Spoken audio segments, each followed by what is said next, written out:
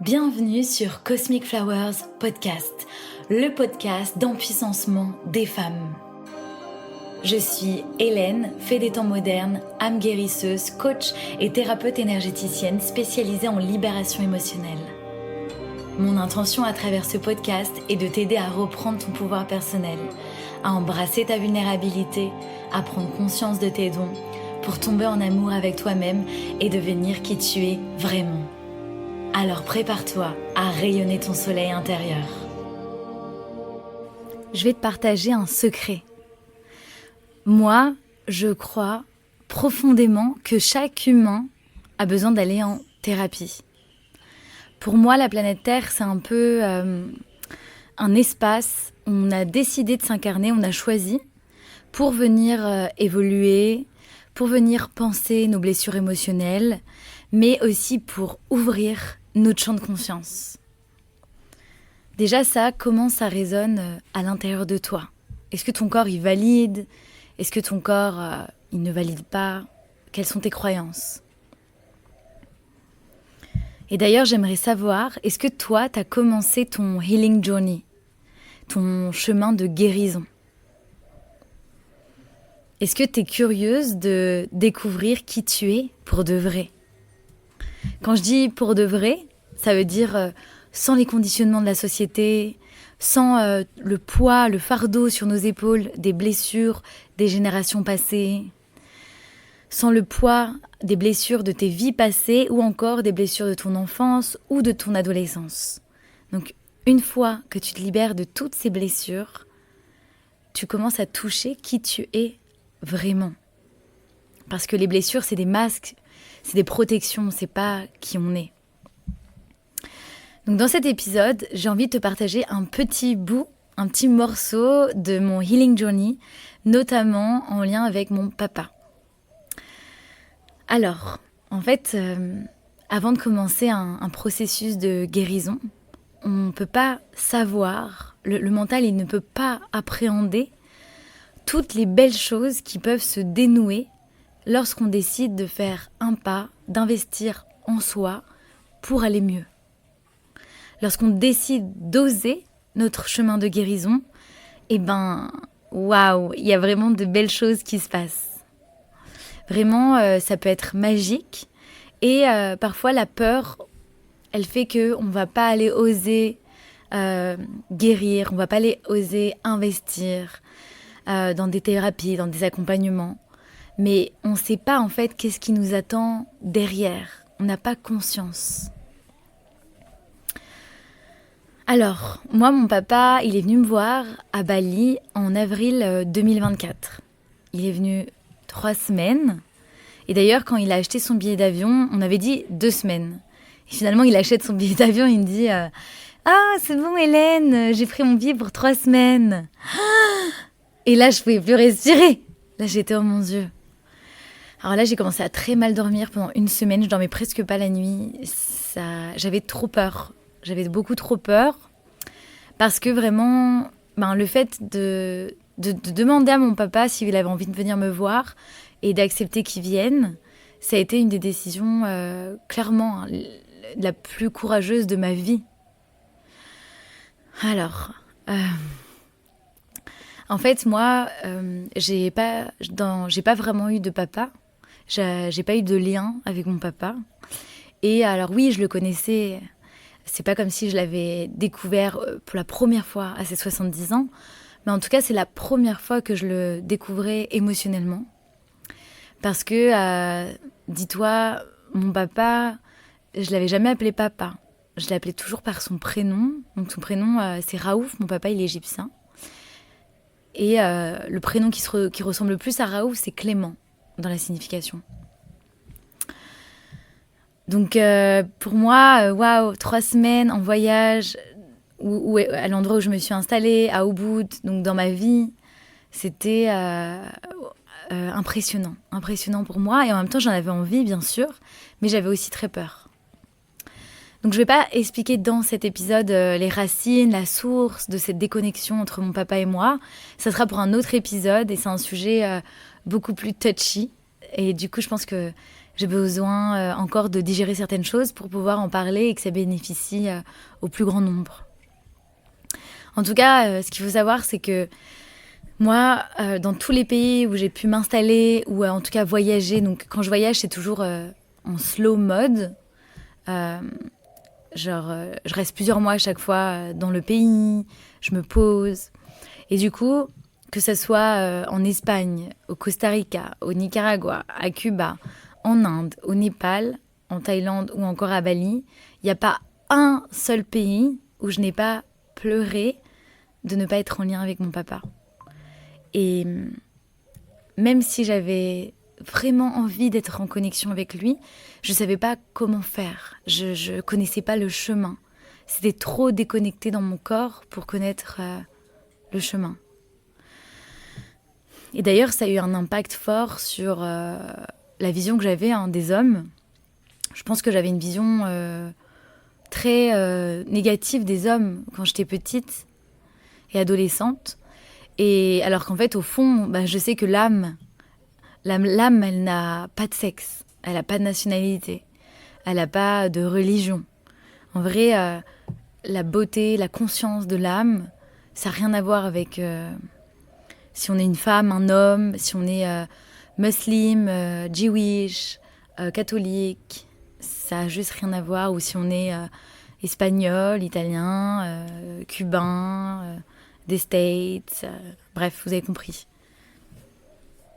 Mais du coup, bien sûr, ça a un impact sur mes relations amoureuses, de ne pas avoir de connexion avec mon papa, et pas que, sur plein d'autres choses. Mais déjà, en fait, j'ai attiré à moi beaucoup d'hommes toxiques. Je me sentais vraiment une femme objet. Genre qu'ils étaient là que pour savourer mon corps. Je me suis sentie plein de fois manipulée. Après coup, en fait, je voyais pas sur le moment. Ou des relations abusives. Alors pas violentes, mais pas violentes physiquement, je veux dire, mais violentes parfois psychologiquement, ça c'est clair. Et d'ailleurs, dans cet épisode, vous allez entendre mon astrologue védique. Je vais mettre des petits extraits. Et en fait, c'est fou parce que les astres confirment vraiment ça. Et c'est aussi fou parce que... en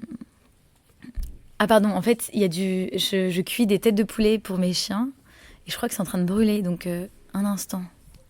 Et c'est la première fois que j'ai connecté avec lui émotionnellement. Et du coup, j'ai l'impression de l'avoir rencontré à ses 70 ans. Parce qu'avant, je le connaissais, mais pas émotionnellement, en fait. Ok, et donc il y a eu une connexion émotionnelle forte oui. Ouais. Moi, je l'ai vu pleurer 10 fois. En fait, à Bali, c'est vraiment une terre de guérison. Enfin, je l'ai vu pleurer 10 fois. Il m'a parlé de ma grand-mère, du coup, égyptienne.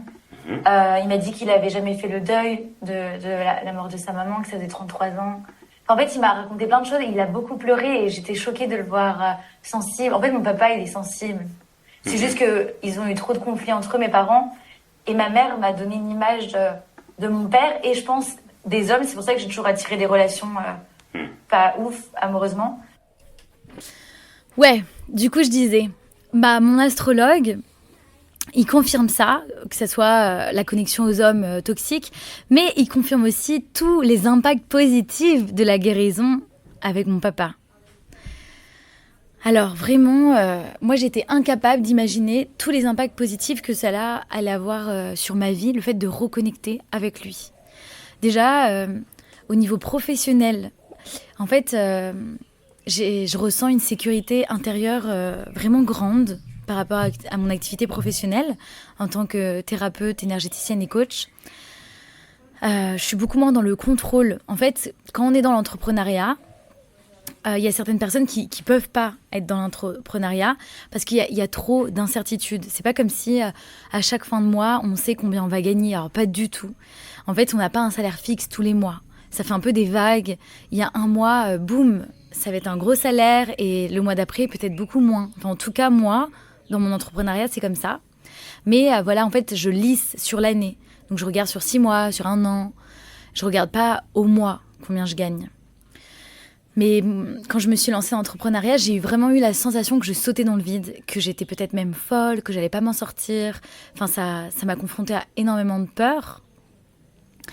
Et au fond de moi, je crois que quand c'est aligné, quand on partage vraiment ce qui nous fait vibrer, que c'est depuis l'espace du cœur, que ça nous fait du bien à nous et ça fait du bien aux autres, que c'est gagnant-gagnant, bah pour moi, ça fonctionne. C'est vrai, c'est sûr que tôt ou tard, ça fonctionne forcément.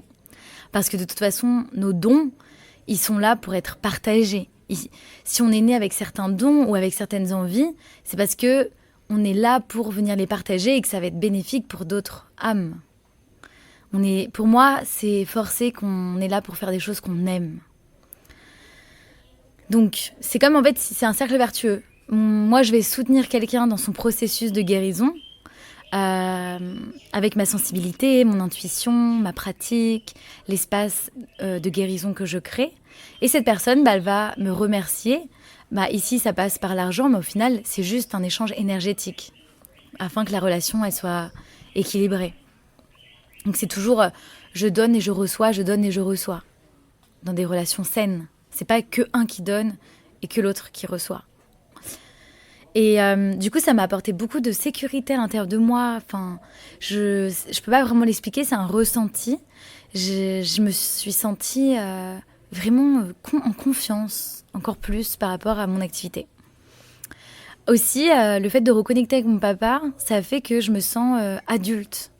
C'est comme si, j'ai pris ma vie en main, je prends la responsabilité de ma vie, et les endroits où ça fait mal, j'ose aller les voir pour les guérir. Et du coup, quand je guéris ça, qu'est-ce que ça crée ? Plus de joie, plus d'abondance au niveau relationnel, mais aussi financière, aussi dans mon cœur, en fait à tous les niveaux. Donc, donc je vais te partager des extraits de la consultation d'astrologie védique que j'ai reçue là il y a quelques jours avec mon astrologue Raphaël Kalev, que j'adore. Et d'ailleurs, je pense que je vais me former avec lui pour continuer d'apprendre. J'adore continuer d'apprendre et peut-être que même lire les chartes. Ça pourra me permettre d'aider encore plus les femmes que j'accompagne.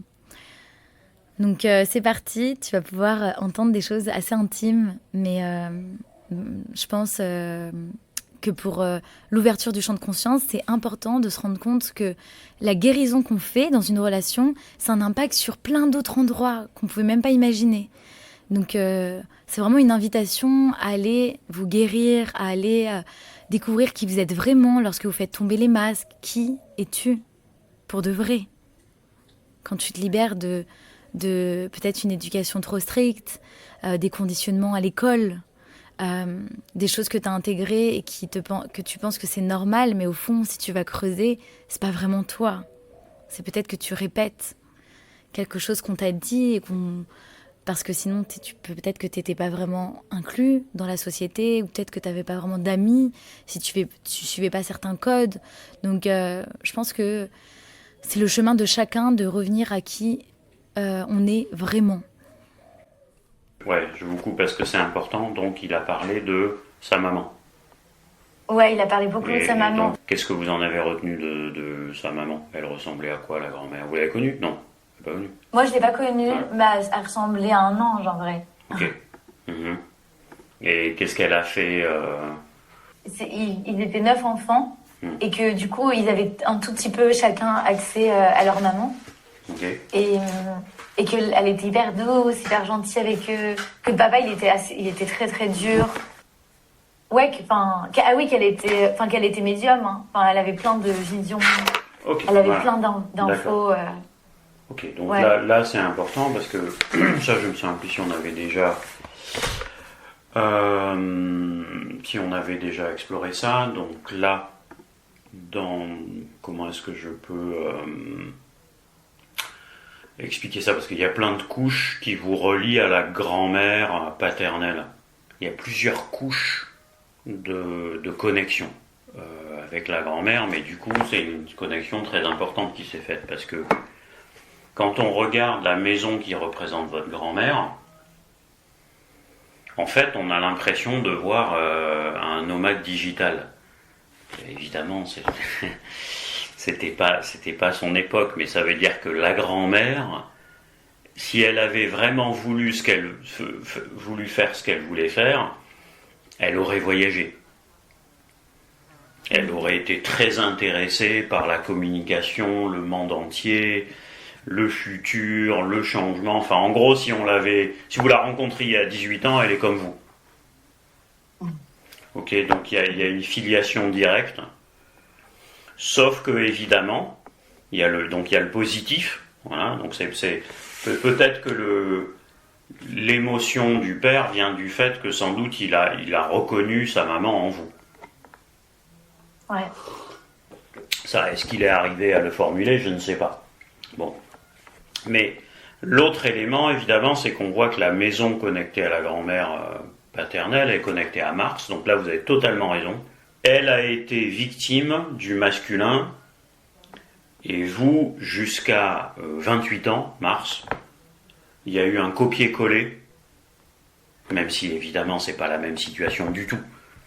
Et vous étiez comme prédestiné à rencontrer du masculin qui est un peu ce que la grand-mère a vécu, le même type. Donc vous voyez ce que je veux dire?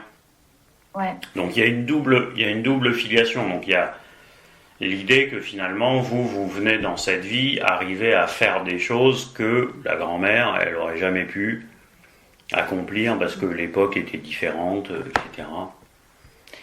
Et c'est une idée de Mars Raoult, c'est-à-dire c'est hyper communicatif, ça bouge, ça voyage. Donc c'est évidemment parlant le fait que vous connectez à la grand-mère paternelle que vous n'avez pas connue au moment où il y a une envie de redevenir nomade. Ouais. Parce que ça c'est dans les gènes. C'est quelque chose que quelque part vous avez hérité d'elle, sauf qu'elle n'a pas réussi vraiment à exploiter le potentiel. Mais vous pouvez le faire. Ouais, en fait, c'est hyper important de rencontrer ses grands-parents parce que en observant nos grands-parents, en apprenant à les connaître, on a plein d'infos sur un peu les patterns, les schémas dans la famille. Et du coup, on en est conscient et ça permet de ne pas les répéter. Moi, par exemple, j'ai ni connu mes grands-parents du côté maternel, mais non plus du côté paternel. Donc ça, c'est pas ouf en vrai. Donc, bien sûr, je pose des questions. Après, je peux me connecter énergétiquement. Je prends une photo de ma grand-mère égyptienne qui s'appelle aussi Hélène. Et je lui parle, je me connecte à elle. Et c'est fou parce que ça soit à travers l'astrologie védique, que ça soit à travers des constellations familiales, que ça soit à travers du Theta Healing. Enfin, en fait, dès que je fais des soins énergétiques, que j'investigue pour mieux me connaître, ce qui se passe, c'est que tout le temps, la grand-mère, elle revient du côté égyptien. Et parfois, ça sort vraiment pas du tout de ma bouche. Par exemple, en constellation familiale, celle que j'ai pu faire à Paris, on ne parle pas. C'est que le corps qui parle. Et bref, j'ai un épisode sur les constellations familiales. Mais ce que je veux dire, c'est que quand quelque chose est juste, en fait, à travers différentes thérapies, la même conclusion va ressortir. Et en fait, c'est assez drôle. Je pense qu'en effet, Raphaël, il dit un point super juste quand il dit que probablement mon papa a reconnu sa maman à l'intérieur de moi. Et je pense qu'on doit avoir tellement de similitudes, qu'en effet. Et d'ailleurs, c'est un peu bizarre à dire, mais je vais le dire parce que je pense que c'est vrai. J'ai eu la sensation que avec mon papa, même si j'avais pas le droit en fait de vraiment connecter avec mon père, j'avais pas le droit d'être en lien avec lui, mais les peu de fois où j'étais en lien avec lui, je sentais qu'il y avait quand même quelque chose de spécial. J'avais beaucoup d'amour, d'affection pour mon papa, et alors que par exemple le lien avec ma sœur qui est plus grande, on a 8 ans de différence avec ma sœur, donc mon aînée, c'était différent, c'était pas pareil. Et du coup, probablement que y a cette connexion avec la grand-mère, donc avec sa maman, qui est là. Ça fait sens pour moi. Et aussi, ce qui est fou, c'est que d'avoir pensé que mon papa n'était pas sensible, que mon papa n'avait pas d'émotion, que mon papa n'était pas une bonne personne et que c'était mieux que je ne connecte pas avec lui, d'avoir eu toutes ces croyances, forcément, ça m'a impactée dans mes relations amoureuses et ça a fait que, oui, j'ai attiré à moi des hommes pas foufous, sérieux, qui n'étaient pas très connectés dans leur cœur, que peut-être même le chakra du cœur était complètement fermé, et qui étaient beaucoup dans les chakras du bas, sexe, argent, pouvoir, domination. Et du coup, c'est trop important pour moi, déjà même sur le plan amoureux, d'avoir reconnecté avec mon papa, parce que en fait, c'est sûr que ça va changer mes relations amoureuses. Ça vient balayer plein de croyances limitantes que j'avais, sur lesquelles bien sûr j'ai déjà travaillé, mais quand je reconnecte vraiment avec mon papa et que je vois à quel point il est sensible, bah là c'est trop fort dans mon corps. Ouais. Et du coup, bah, forcément, de reconnecter à mon papa, ça me reconnecte aussi à ma grand-mère égyptienne. Et ça fait que, oui, c'est vrai, en fait, depuis quelque temps, j'ai de nouveau envie de redevenir nomade. J'adore Bali. Et Bali, ça sera, je pense, un pied-à-terre, où je reviendrai quelques fois dans l'année. Mais je suis pas sûre, après 2 ans, de vouloir rester ici. Pourtant, j'aime beaucoup ma vie ici. J'ai une trop bonne amie, Milena. Coucou Milena. Si t'écoutes le podcast, je fais des super cours de yoga tous les matins. J'ai un prof que j'adore. J'ai plein de chiens que je sauve. Ils seront pas à la rue. Oui, je suis dans la nature, mais je sais pas. En fait, je sens un appel pour ailleurs, pour de l'aventure. Et je sais même pas pour où, mais je sens l'appel dans mon corps. Donc c'est quand même, là c'est vraiment important cette connexion. Et après il y a la connexion avec le père. Bon, alors celle-là elle m'intéresse à tous les niveaux, mais surtout au niveau professionnel et au niveau, financier. Ok, parce que quand on a passé du temps par le passé, vous êtes né avec le soleil en maison 1. Donc, c'est-à-dire quelqu'un qui veut rayonner, qui veut créer sa propre structure, qui veut faire son propre monde dans la vie, dans ce que vous faites. Et tout ça, c'est lié au soleil. Or, qui est la personne qui vous donne la force solaire dans la vie? Le père. Vous ne l'avez pas tellement connu, le père. Donc là, le fait, tard dans la vie, d'arriver à se connecter au père, ça vous donne la possibilité d'avoir plus de force solaire, ce qui veut dire quoi? Plus de pouvoir d'attraction. Ok, parce que ça c'est ce qu'on voit dans votre thème, le thème karmique, le Navamsha. Quelle planète vous donne la réussite et la réussite aussi Artha, c'est-à-dire la richesse? Le soleil. Donc cette connexion avec le père, elle est vraiment, elle a un impact aussi sur le professionnel. C'est normal, du coup, que je sais pas comment vous le dites, que vous avez l'impression que professionnellement c'est pas mal, mais comment je peux m'aligner encore plus afin de créer plus d'abondance?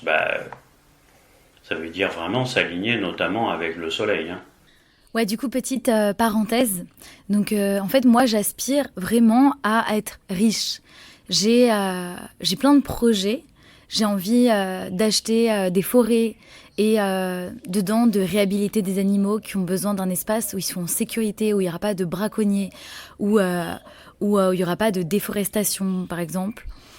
J'aimerais aussi créer un refuge pour animaux.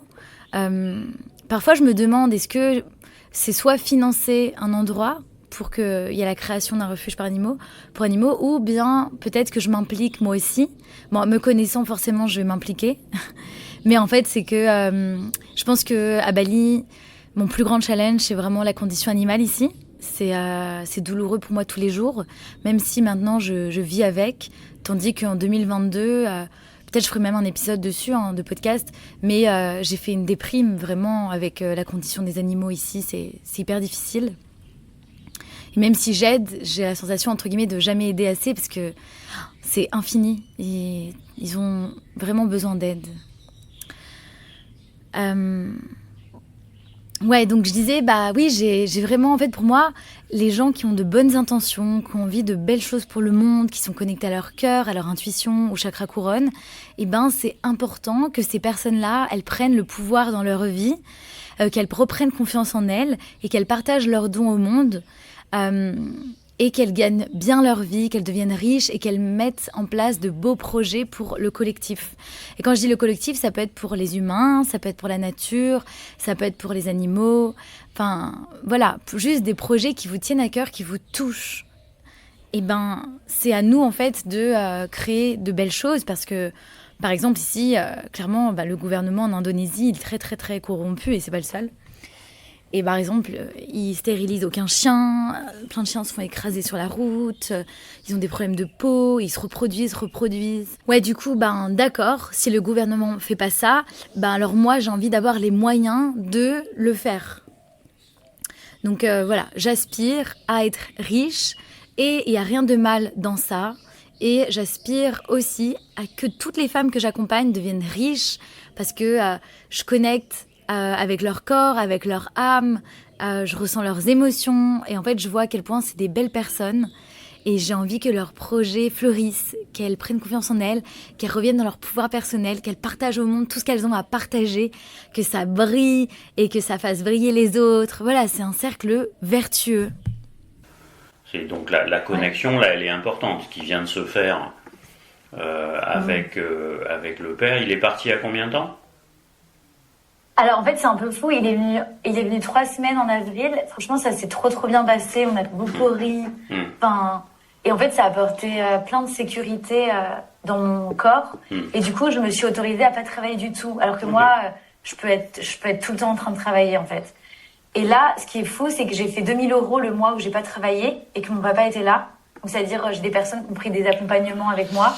Ouais, donc là, c'était assez fou pour moi parce que le mois d'avril, c'était un moment particulier. Je connectais avec mon papa, donc je m'étais dit, ok, c'est vraiment un mois où je travaille pas, où j'accueille les moments à vivre avec lui, même si par moments, il y avait de la frustration. Je me disais, oh là là, mais là, je sais pas si ça va être intéressant comme moment, je sais pas si ça va être vraiment très profond, je pourrais être en train de travailler. Et du coup, là, je prenais une grande inspiration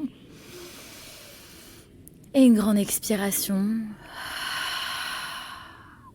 Et je me disais, ok, j'accepte.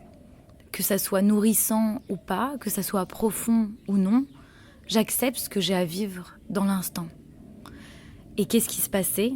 Forcément, boum, il y avait une grande révélation, pas un secret de famille, mais des grandes révélations que j'apprenais, ou bien il se mettait à pleurer. À chaque fois que j'acceptais de peut-être perdre mon temps, c'est là qu'il y avait les plus belles choses qui se passaient.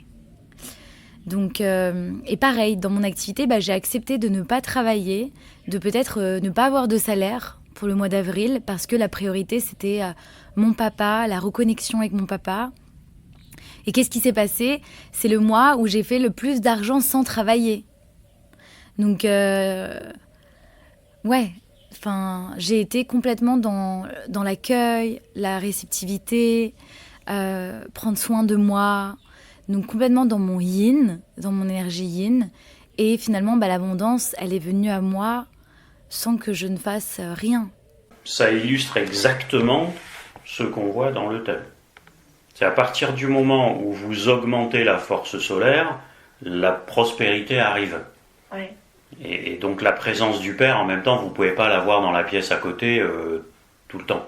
Donc il y a un enjeu à voir comment est-ce que vous allez stabiliser cette énergie. Mais c'est exactement ça. Le soleil dans votre thème de naissance et dans le thème professionnel, il dirige la maison 5, c'est-à-dire la maison de l'accompagnement. Donc la vraie prospérité, elle vient via... C'est ça la question aussi professionnellement, comment on peut faire plus d'accompagnement. Du coup, c'est hyper intéressant. La guérison qui a eu lieu avec mon papa, ça m'a apporté beaucoup d'impact dans ma vie de façon positive. Donc déjà, ça m'a apporté énormément de sécurité intérieure, mais aussi dans mon activité, au niveau du feeling, de la sensation qui me traversait, mais aussi au niveau financier, au niveau de l'abondance financière. Mais ça m'a aussi reconnecté à ma grand-mère, et c'est pas fini. Mais dimanche, je suis allée à la danse, donc maintenant je vous ai écouté, je fais des cours de chant, d'harmonium. En fait, j'apprends les kirtans avec une femme que j'adore qui sauve les chiens, je l'aime trop, qui sauve plein de chiens à Bali. Et je fais aussi de la danse, de la bachata. Et en gros, dimanche, je suis là une soirée danse. Et là, franchement, j'ai rencontré un homme. Enfin, il m'a l'air hyper équilibré au niveau du féminin et du masculin. Ok. Donc à voir, hein, j'ai envie de le rencontrer. Mais en tout cas, oui, je sens qu'il y a un match. Je sens vraiment qu'il y a un match. Ok, parce que là, ça m'amène sur l'autre question que vous avez mentionnée, qui est quand même importante, amour et enfant. Il n'y a jamais eu d'appel pour devenir maman. Ouais. Et là, depuis la visite du père, il y a des rêves de tomber enceinte. Bon, alors là, je suis allé regarder le thème spécifiquement sur... Il y a déjà eu une interruption de grossesse ou pas? Ouais, à mes 18 ans.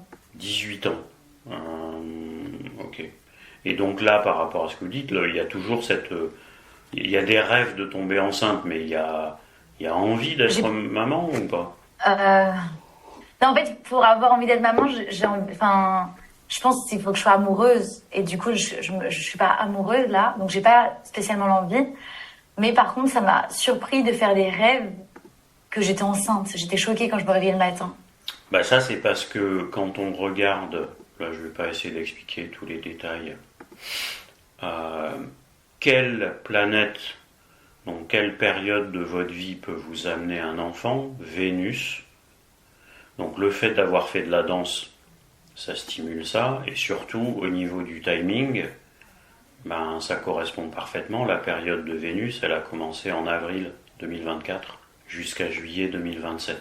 Donc c'est exactement le moment, c'est large, hein, c'est 3 ans. Ouais. Et c'est exactement là, boum, on sent l'influence, ça correspond à l'arrivée du père, parce qu'à mon avis, pareil, il y a une connexion avec la grand-mère. Autrement dit, qui peut vous aider à créer une famille si vous vouliez le faire? C'est pas la famille maternelle, c'est la famille paternelle. Parce que comme vous avez Jupiter comme Pitri-Karaka, indicateur ancestral, ça veut dire que si vous voulez des enfants, il faut activer le canal ancestral. C'est l'influence des ancêtres, c'est ça qui va vous donner une famille si vous voulez fonder une famille. Mais à mon avis, c'est pas la famille maternelle, c'est la famille paternelle. Et donc forcément, vous voyez, ça a aussi eu un impact au niveau amoureux. Donc, je sais pas ce qui va se passer dans le futur avec cet homme, mais en tout cas, c'est une belle connexion. Ça a ouvert mon champ de conscience. Il est toujours à Ubud. Il vit pas sur Ubud, donc à voir. Mais voilà, tout ça pour dire que le fait d'avoir investi dans ma santé mentale, le fait d'avoir investi avec des thérapeutes pour prendre soin de moi, pour relâcher mes blessures émotionnelles et devenir qui je suis vraiment, eh ben, ça a eu un impact grandiose dans ma vie. J'ai reconnecté avec mon papa, j'ai découvert sa sensibilité, son histoire, mes racines égyptiennes.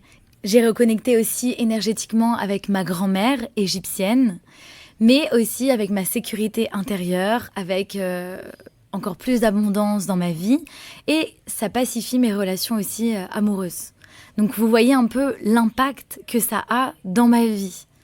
Donc bien sûr, ça s'est pas passé du jour au lendemain. J'ai investi en moi, j'ai pris des accompagnements, j'ai cheminé, j'ai pleuré, j'ai libéré. Enfin, il y a eu plein d'étapes, mais voilà un peu le résultat. Et franchement, waouh, ça vaut tout l'or du monde pour moi. Mais clairement, tout l'or du monde. Alors, moi, je suis à la recherche de femmes qui ont envie de se libérer du poids du passé, qui ont envie de se libérer des blessures transgénérationnelles, intra-utérines, donc c'est-à-dire dans le ventre de maman, mais aussi des blessures karmiques de vie passée ou encore de blessures de l'enfance, de l'adolescence.